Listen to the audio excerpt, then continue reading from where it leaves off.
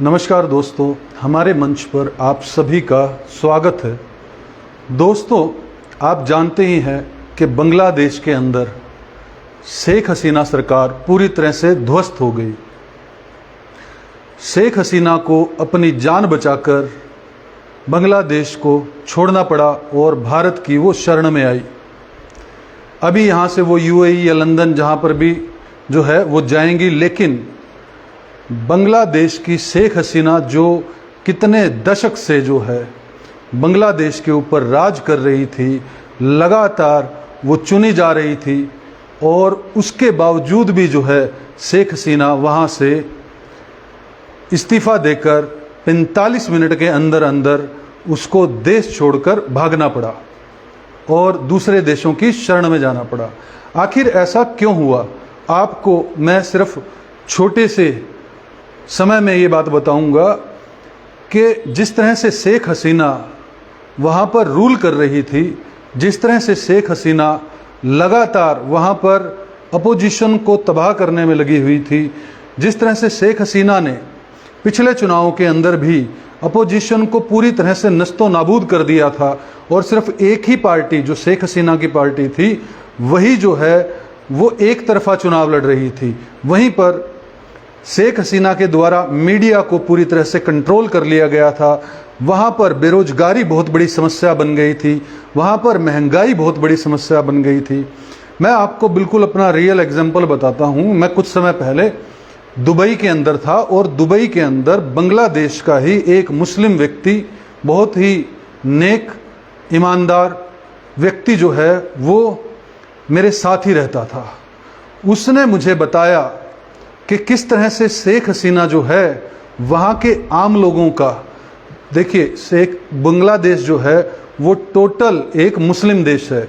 वहाँ पर लगभग जो हिंदू माइनॉरिटीज़ हैं उस वक्त 10-18% के आसपास थे और अभी जो हैं वो लगभग 8 से 10% के आसपास हिंदू वहाँ पर रहते हैं। वहाँ पर सारी पॉपुलेशन मुस्लिम है, लेकिन मुस्लिमों को अभी जिस तरह से जो शेख हसीना की सरकार थी वो पूरी तरह से दमन कर रही थी और एक विशेष लोगों को जो है वो लगातार बेनिफिट दे रही थी, जिसके कारण से असमानता बढ़ रही थी। एक समाज जो है वो परिपूर्ण हो रहा था और एक समाज जो है वो पूरी तरह से जो है वो फाइनेंशियल जो है लॉस में जा रहा था। फाइनेंसेस उसके पास नहीं थे, उसके पास जो है एक समाज के पास जो है वो अभाव है था और एक समाज के पास जो है वो पूरी जो है फाइनेंसेस थे, पूरा सुख सुविधाएं थी। तो जो कहने का भाव ये है कि जिस तरह से अगर हम बांग्लादेश का कंपैरिजन करें तो बांग्लादेश के अंदर ऐसा समझिए, सिंपल भाषा में, अमीर अमीर होता जा रहा था और गरीब गरीब होता जा रहा था और लगभग जो भी लोग विपक्ष की पार्टियों के साथ लगे हुए थे उनको टारगेट करके वहाँ पर दबाया जा रहा था। मीडिया जो है वो शेख हसीना का तोता बन गया था पूरी तरह से। और जिस तरह से शेख हसीना जो है पिछली बार सरकार शेख हसीना की अभी कुछ समय पहले चुनी गई, उसके ऊपर सवालिया निशान लग गए।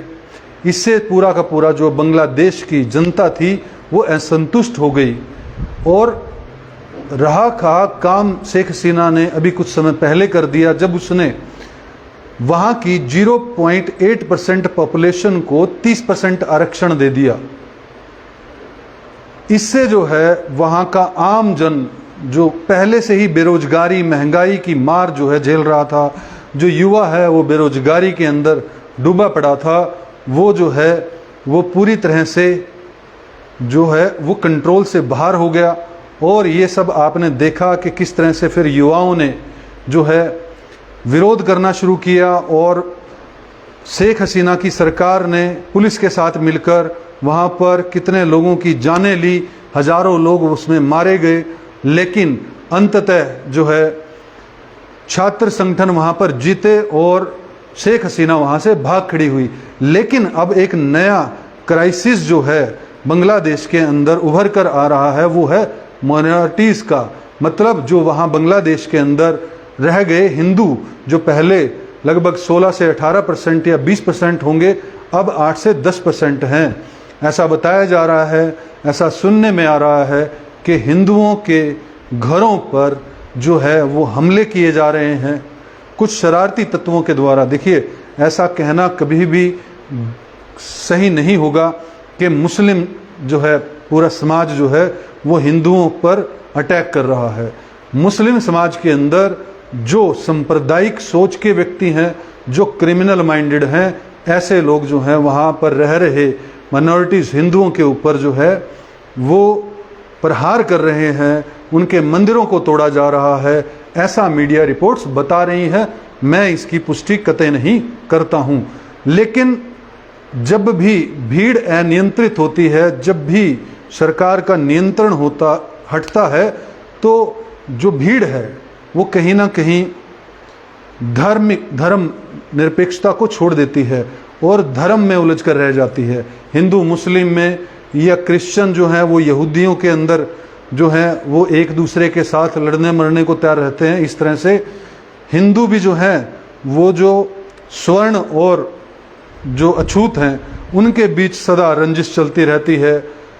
तो ऐसा होता ही है। तो इस तरह की डेफिनेटली घटनाएं जो हैं वो देखने को मिल रही हैं बांग्लादेश के अंदर, और कहीं ना कहीं वहाँ के हिंदू जो हैं वो अपने आप को असुरक्षित महसूस कर रहे हैं।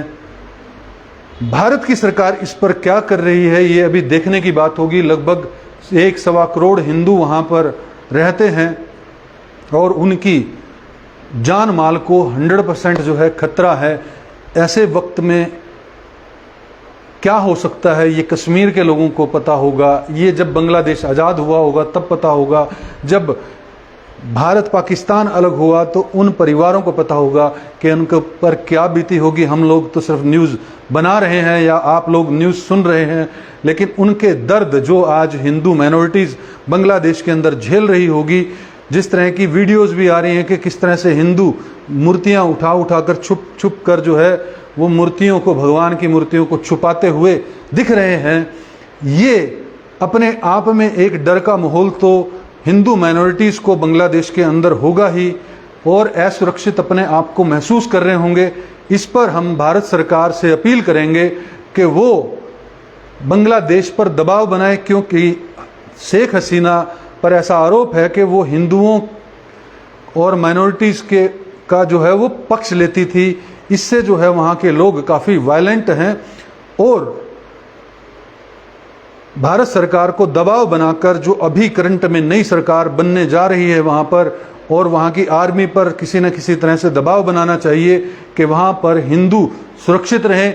और ये देश तो 140 करोड़ लोगों को जो है खाना खिला ही रहा है, तो वहाँ के 1.25 करोड़ हिंदुओं को भी शरणागति यहाँ इस देश के अंदर जितना जल्दी हो भारत सरकार को देना चाहिए। मेरी यही अपील है, क्योंकि हर एक किसी भी देश में रह रहे हिंदुओं की रक्षा करना इस भारत की सरकार की प्राथमिकता होनी चाहिए।